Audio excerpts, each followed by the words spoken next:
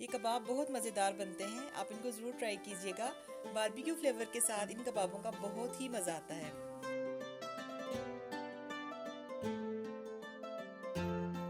बिस्मिल्लाहिर्रहमानिर्रहीम, अस्सलाम वालेकुम। जायकों की दुनिया में खुशामदीद। कैसे हैं आप सब? अल्लाह ताला से दुआ है कि आप सब अपने घरों में खुश और आबाद रहें। आज मैं आपके साथ कद्दू के कबाब की बेहद मज़ेदार रेसिपी शेयर करने जा रही हूँ, वो भी बारबेक्यू स्टाइल में। ये कबाब लिटरली बहुत मज़ेदार बनते हैं। तो आइए चलते हैं रेसिपी की तरफ। इसके लिए मैंने 1 किलो कद्दू लेकर उनको छील लिया था और अच्छी तरह से वॉश करने के बाद कश कर लिया था। कद्दू को कश करते हुए साथ पानी का बाउल रख लें और थोड़ा थोड़ा कद्दू कश करने के बाद उस पानी में डालते जाएं ताकि कद्दू का कलर चेंज ना हो।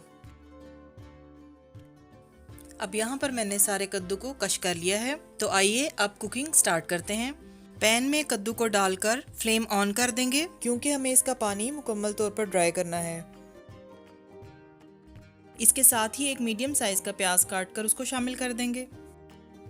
फ्लेम को मीडियम रखना है और पानी को अच्छी तरह से खुश्क कर लेना है। इस दौरान वक्तन फ़ौक्तन चम्मच हिलाते रहेंगे। जब पानी अच्छी तरह से ड्राई हो जाएगा तो इस मटेरियल को हम बाउल में निकाल लेंगे और ठंडा होने देंगे। ठंडा होने के बाद हम इस मिक्सचर को मशीन में डालकर बारीक पीस लेंगे। और जो स्पाइसेस इसमें जाएंगे वो ये हैं: salt 1 tablespoon, red chilli powder 1/2 teaspoon, seekh kebab masala 1 teaspoon, chilli flakes 1/2 teaspoon, धनिया पाउडर 1/2 टीस्पून, ज़ीरा पाउडर 1/2 टीस्पून, बेसन 3 से 4 खाने के चम्मच, garlic paste 1 teaspoon, ginger paste 1 teaspoon. मेरे पास फ्रेश जिंजर है तो मैं इसकी पेस्ट बना लूँगी। 3 से 4 सब्ज़ मिर्चें बारीक कटी हुई और 2 ब्रेड के स्लाइसेस जिनके किनारे मैंने उतार लिए थे। अंडा 1 अदद जिसको मैंने फेंट कर साइड पर रख लिया है। अब सबसे पहले मशीन में सब्ज़ मिर्चों को, अदरक और लहसुन को पीस लेंगे।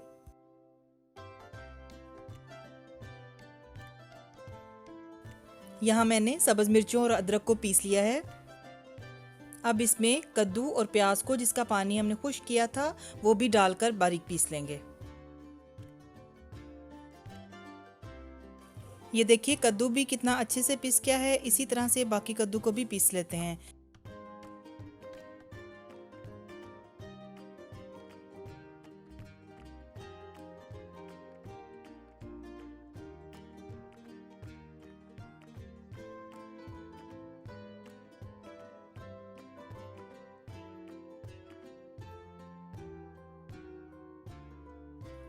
यहाँ मैंने कद्दू के साथ ब्रेड के 2 स्लाइसिस को छोटे छोटे पीसेस में करके वो भी साथ शामिल कर लिया है। तो इसको भी कद्दू के साथ ही पीस लेंगे। अल्हम्दुलिल्लाह सारा मटेरियल अच्छी तरह से पीस चुका है। अब इसको एक बाउल में निकाल लेंगे और फिर इसमें स्पाइसेस ऐड करेंगे। अब यहाँ पर मैंने सारा मटेरियल एक बाउल में निकाल लिया है और मैं इसमें स्पाइसेस शामिल कर रही हूँ। इनको अच्छी तरह से मिक्स करेंगे और अंडा भी शामिल कर लेंगे। फिर हम देखेंगे कि अगर ये बैटर रनी हुआ तो इसमें हम ब्रेड क्रम्स ऐड करेंगे।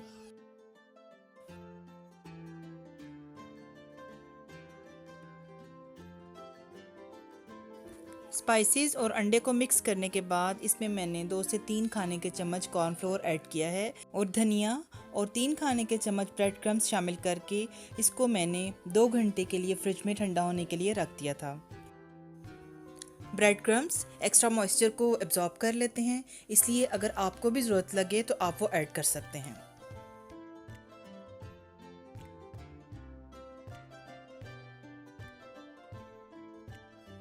2 घंटे के बाद मैंने बाउल निकाल लिया था और इस मिक्सचर को एक बार फिर चम्मच की हेल्प से मिक्स कर लिया था। अब फ्राइंग पैन में थोड़ा सा ऑयल डालकर उसको गर्म कर लेंगे और साथ साथ ये कबाब बनाते हुए हम फ्राइंग पैन में डालते जाएंगे। इन कबाबों पर किसी किस्म की कोटिंग करने की ज़रूरत नहीं है, बस हाथों पे हल्का सा ऑयल लगा लेंगे और इस तरह से आराम आराम से इसको हम कबाब की शेप दे लेंगे। अगर आप चाहें तो स्क्यूअर्स पर भी लगा सकते हैं। मैं यहाँ स्क्यूअर्स के बगैर ही तैयार करूँगी। ये देखिए अल्हम्दुलिल्लाह कितनी अच्छी शेप बन गई है। फ्लेम को मॉडरेट रखना है, यानी लो और मीडियम के दरमियान। ऑयल को ज़्यादा गर्म नहीं करना। ये मैंने एक स्क्वायर की हेल्प से चेक कर लिया था कि ऑयल गर्म हो गया है। टूथपिक से भी चेक किया जा सकता है। ऑयल गर्म हो गया था तो ये मैंने कबाब ऑयल में डाल दिया है। इसी तरह से बाकी कबाब भी साथ साथ बनाकर हम डालते जाएंगे।